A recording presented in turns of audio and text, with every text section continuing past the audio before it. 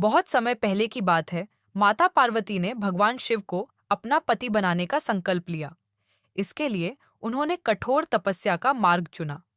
उनके माता पिता ने उन्हें समझाने की बहुत कोशिश की, लेकिन माता पार्वती ने ठान लिया था कि वे सिर्फ भगवान शिव को ही अपने पति के रूप में प्राप्त करेंगी।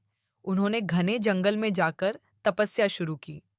पहले वे कई वर्षों तक केवल फल फूल खाकर ही जीवन बिताती रहीं।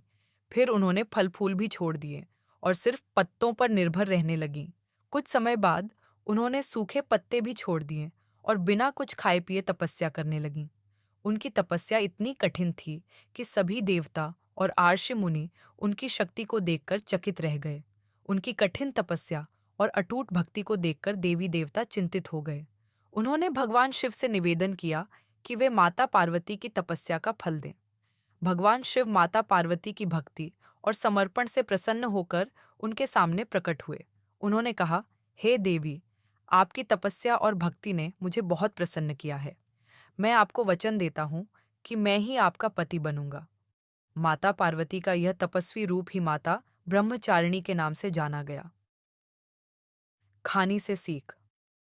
माता ब्रह्मचारिणी की कहानी हमें सिखाती है कि सच्ची लगन, मेहनत और धैर्य से हम किसी भी कठिन लक्ष्य को प्राप्त कर सकते हैं।